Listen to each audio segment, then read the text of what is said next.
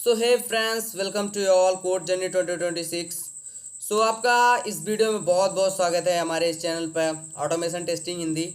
तो आज के इस वीडियो में हम लोग बेसिकली बात करने वाले हैं मैनुअल टेस्टिंग के बेसिक से क्वेश्चन के बारे में। सो जैसे अभी हम लोग मैनुअल टेस्टिंग को सबसे पहले कंप्लीट करने वाले हैं, फिर ऑटोमेशन पे हम लोग ऑटोमेशन को स्टार्ट करेंगे। सबसे पहले मैनुअल टेस्टिंग की बात करें तो बेसिक से क्या होते हैं, सॉफ्टवेयर क्या होते हैं, सॉफ्टवेयर टेस्टिंग क्या होती है, मैनुअल टेस्टिंग क्या होती है, इसकी ज़रूरत क्यों पड़ी, और बग क्या होते हैं, एप्लीकेशंस में बग क्या होते हैं।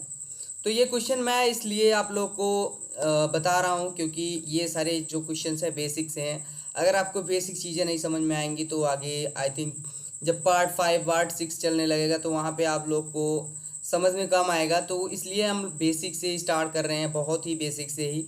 सॉफ्टवेयर टेस्टिंग क्या होती है, मैनुअल टेस्टिंग क्या होती है, तो एकदम बेसिक से स्टार्ट करते हैं। तो सबसे पहले आप लोग को मैं बता देना, जो अगर आप वीडियो पे नए हैं, चैनल पे नए हैं, तो चैनल को सब्सक्राइब कर लीजिएगा और बेल आइकन को दबाना ना भूलिएगा, क्योंकि अगर आप लोग बेल आइकन नहीं दबाएंगे तो आपको नोटिफिकेशन नहीं मिलेगा, डेली की वीडियो नहीं मिलेगी। तो चलिए स्टार्ट करते हैं हम लोग वीडियो को। तो सबसे पहला क्वेश्चन क्या है हमारा, what is software testing. So software testing होती क्या है। तो बेसिकली हम लोग बात करते हैं सॉफ्टवेयर टेस्टिंग के बारे में। तो सॉफ्टवेयर टेस्टिंग क्या होती है। Software testing is the process of checking whether an application is working according to the requirement, finding defect, I think bug defect, you can say that sometimes defect and the bug, so it is same.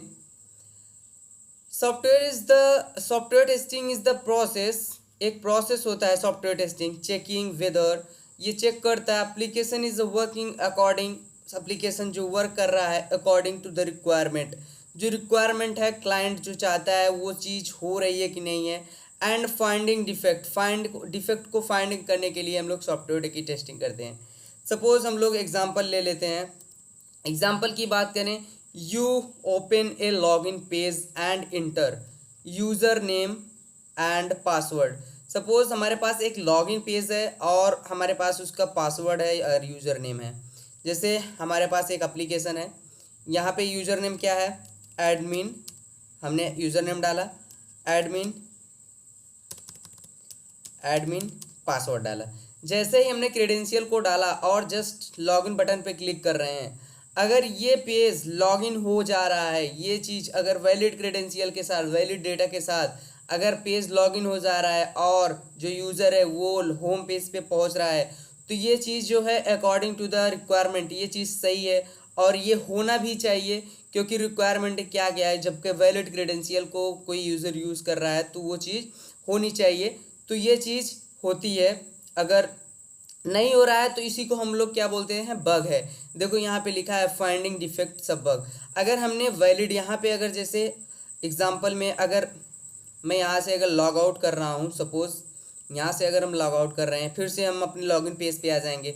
अगर यहाँ पे हम admin valid credential, admin valid credential password भी डाल रहे हैं और login button पे क्लिक करने पे अगर वो होम पेज पे नहीं जा रहा है तो ये चीज़ बग है, ये डायरेक्ट बग है। और इस चीज़ को हम डेवलपर से डिस्कस करेंगे एंड मैनेजर जो भी होगा वहाँ पे हम लोग डिस्कस करते हैं।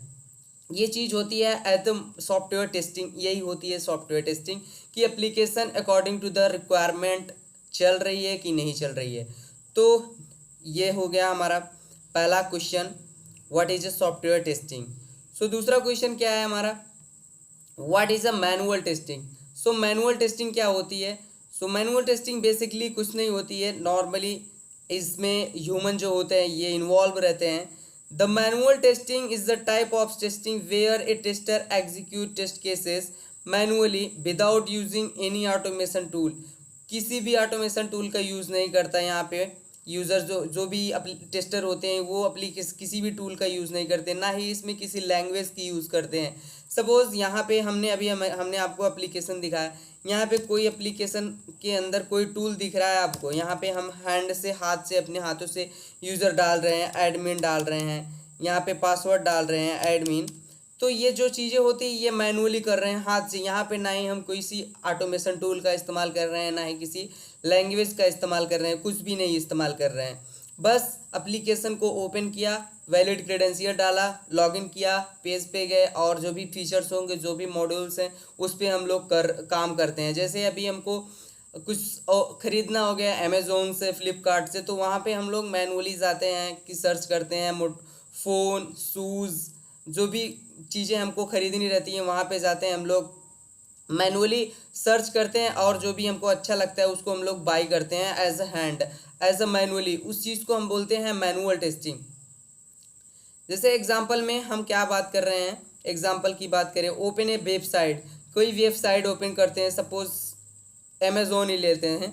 Inter user name and the password, suppose Amazon खोलने के बाद लॉगिन पेज का एक दिख रहा है और शो कर रहा है लॉगिन पेज, वहाँ पे हम लोग वैल्यू डालेंगे user password end user name और क्लिक करेंगे लॉगिन बटन पे। उसके बाद verify whether the user is logged in the successfully, मतलब जो यूज़र है वो सक्सेसफुली लॉग्ड हो रहा है कि नहीं। यहाँ पे हमने क्या किया कि यूज़र को यूज़र बॉक्स में हमने अपने हाथों से वैल्यू को डाला, यूज़र पासवर्ड में हमने हाथों से वैल्यू को डाला, क्लिक किया अपने हाथों से, तो इस चीज़ को बोलते हैं मैन्यू एज अ हैंड।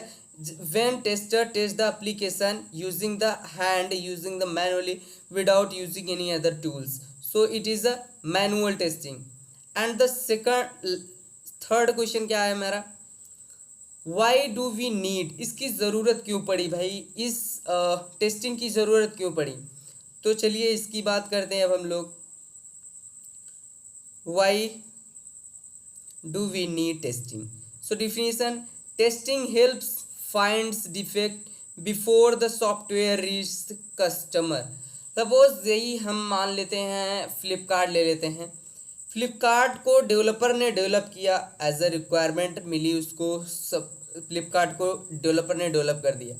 अब डेवलपर कह रहा है ये एप्लीकेशन बन के तैयार हो गया, बट वो कंफर्म नहीं है एप्लीकेशन पूरी तरीके से सही है कि नहीं सही है, कहाँ पे गलती आ रही है, कहाँ पे नहीं आ रही। अगर बिना टेस्टिंग किए अगर कस्टमर को आ रही है, जैसे एज रियल यूज़र यूज़ कर रहे हैं, जैसे अभी हम फ्लिपकार्ट पे हैं, शूज़ सर्च कर रहे हैं कि हमें एडिडास का शूज़ चाहिए, बट वहाँ पे एडिडास का शूज़ न आके कोई दूसरी कंपनी का शूज़, कैंपस का शूज़ आ रहा है, तो यहाँ पे जो यूज़र हैं वो इरिटेट होंगे, वो गुस्सा होंगे, तो इस एप्लीकेशन को इस्तेमाल करने से इनकार कर देंगे, बोलेंगे ये एप्लीकेशन अच्छा नहीं है, सॉफ्टवेयर अच्छा नहीं है। तो इसका डिफेक्ट कहाँ पड़ेगा, ये बिजनेस पे बहुत बड़ा इफेक्ट पड़ने वाला है, बहुत बड़ा नुकसान हो जाता है क्लाइंट का। तो इसीलिए होता है कि सॉफ्टवेयर को डेवलप होने के बाद जस्ट जैसे ही सॉफ्टवेयर डेवलप होता है उसके बाद उसकी टेस्टिंग होती है। कोई भी एक प्रोडक्ट ले लो, उसकी बिना टेस्टिंग हुए वो मार्केट में लॉन्च नहीं होता, चाहे जो छोटा से छोटा कोई भी चीज़ ले लो, यहाँ तक कि फ़ोन, चार्जर, कुछ भी एक XYZ, कोई भी ऐसा प्रोडक्ट नहीं है जो बिना टेस्टिंग के मार्केट में लॉन्च हो जाता है। तो यही कारण है कि अब जो सॉफ्टवेयर होते हैं उसकी टेस्टिंग होती है। सपोज़ एक हम मान लेते हैं, आप लोगों को रियल चीज़ें दिखाता हूँ। सपोज़ हम अमेज़ोन पे हैं, अमेज़ोन एप्लीकेशन हमने खोला, यहाँ पे साइट नहीं चल रही हमारी, अमेज़ोन को खोला, उसके बाद अमेज़ोन नहीं चल रहा है अभी। जस्ट इमेजिन करिए कि हम कुछ खरीद रहे हैं और 1200 की चीज़ें हैं और उस चीज़ को हम बाई करने जा रहे हैं, जहाँ पे बाई करने जा रहे हैं वहाँ पे वो चीज़ 100 एक्स्ट्रा करने लगी, 1400 को शो करने लगी, 1200 की चीज़ जो है वो 1400 के शो करने लगी। तो यहाँ पे क्लाइंट का तो नुकसान नहीं हो, क्लाइंट का फ़ायदा होने वाला है। बट एक बार अगर यूज़र ने एक बार धोखा खा गया कि यहाँ पे मैं 200 का मेरा नुकसान हो गया, तो अगली बार वो यूज़र उस एप्लीकेशन को यूज़ करने से इनकार कर देगा, बोलेगा कि मेरा नुकसान हो गया था, अगली बार से मैं इस एप्लीकेशन को यूज़ नहीं करूँगा। तो वहाँ पे भी बिजनेस पे बहुत बड़ा इफेक्ट पड़ जाता है। तो यही कारण है कि एप्लीकेशन की जो होती है वो टेस्टिंग बहुत ज़रूरी होती है। अब हम बात करते हैं, the testing defines the this issue before customer use the website. Customer के रियल टाइम यूज़ करने से पहले ही इसकी एप्लीकेशन की टेस्टिंग हो जाती है, जिससे कि इसमें होने वाले बग, इसमें होने वाले डिफेक्ट्स को हम पा सकें आसानी से, और यहाँ पे क्लाइंट को भी ना नुकसान हो, ना ही कस्टमर का कोई भी नुकसान हो। अब हम बात करते हैं अपने चौथे क्वेश्चन की, जो कि बहुत ही फेमस, बहुत ही इम्पोर्टेंस है, वो कह सकते हैं बिना इसके टेस्टर का काम ही यही होता है कि एप्लीकेशन में बग को ढूंढना। अगर वो टेस्टर बग एप्लीकेशन का बग नहीं ढूंढ पाता है तो उसको अच्छा टेस्टर बोला ही नहीं जाता, चाहे उस एप्लीकेशन में बग हो या ना हो, बट टेस्टर को निकालना ही निकालना है कैसे भी कर करके। तो बग की बात करते हैं। What is a bug? Bug या बोलो या डिफेक्ट, दोनों में से कुछ भी बोल सकते हो। तो अब हम बात करते हैं बग। बग क्या होता है? So a bug is a difference between the expected result and the actual result। जैसे अभी हम बात करें एप्लीकेशन की, तो यहाँ पे हमने एक एप्लीकेशन ओपन किया था। जैसे अभी मान लो हमने यूज़र नेम डाला एडमिन, यहाँ पे एडमिन की जगह एडमिन 1 डाल दिया। तो जैसे ही हमने यहाँ पे क्लिक किया लॉगिन बटन पे, तो ये चीज़ अगर पासवर्ड हमारा गलत है तो यहाँ पे एक एरर आ जा रहा है, message must specific a valid user name and the password. ये चीज़ होनी चाहिए। अगर ये चीज़ यहाँ पे नहीं आती और यूज़र जो है वो होम पेज पे पहुँच जाता, तो इसी को हम बोल देते क्या, बग। अगर वैलिड चीज़ क्रेडेंशियल डालने के बाद अगर जो कस्टमर है, जो यूज़र है, वो लॉगिन पेज पे नहीं जा रहा है तो तब भी बग बोलेंगे। और अगर इनवैलिड डालने के बाद अगर वो यूज़र जो है, वो कस्टमर जो है, वो लॉगिन पेज पे चला जा रहा है तभी हम बोलेंगे बग। क्योंकि जो चीज़ नहीं होनी चाहिए एक्सपेक्टेड की तरीके से अगर वो चीज़ एक्चुअल में हो रही है तो ये दोनों का मिसमैच हो गया, तो इसी को हम बोलते हैं कि बग। जो एक्सपेक्टेड और एक्चुअल चीज़ें दोनों मिसमैच कर जाती हैं, मैच नहीं करती हैं, तो वहीं पे हम बोल देते हैं कि ये चीज़ें बग हैं। एक्सपेक्टेड से हमेशा एक्चुअल चीज़ मैच होनी चाहिए, तभी ये चीज़ पास होगी, तभी ये चीज़ वैलिड रहेगी, नहीं तो इसको फेल कर दिया जाएगा और इसी को बग बोल दिया जाएगा। एग्जाम्पल में ले लेते हैं एक्सपेक्टेड रिजल्ट क्या है। User should log in with valid credential. Actual result क्या आ रहा है, error message appears even after entering correct credential. जब यहाँ पे यूज़र जब है, ये कहना क्या जाता है, जब यूज़र यहाँ पे एडमिन डाला पासवर्ड और यहाँ पे एडमिन डाला पासवर्ड, दोनों पासवर्ड और यूज़र जो है वो रियल है, वो क्रेडेंशियल वैलिड है, बट जैसे ही वो लॉगिन बटन पे क्लिक कर रहा है, यहाँ पे अगर वो रेड कोई भी एरर मैसेज शो कर दिया और यूज़र जो है होम पेज पे नहीं गया, तो ये चीज़ डायरेक्टली बग हो जाएगा, ये डिफेक्ट हो जाएगा। तो यही होता है कि डिफेक्ट के बारे में हमने बताया। This is called defect. It means if after using the valid credential if you are not going on the home page, so then it is a called bug, it is a called a defect। so आज के video में बस इतना ही। तो I think आपको बहुत अच्छे तरीके से समझ में आया होगा और एक्सप्लेन भी आज काफ़ी अच्छे तरीके से हमने किया, आपको समझाने का बहुत प्रयास किया है। तो आशा करता हूँ बढ़िया होगा, मस्त होगा। तो मिलते हैं नेक्स्ट वीडियो में एक नई उम्मीद के साथ।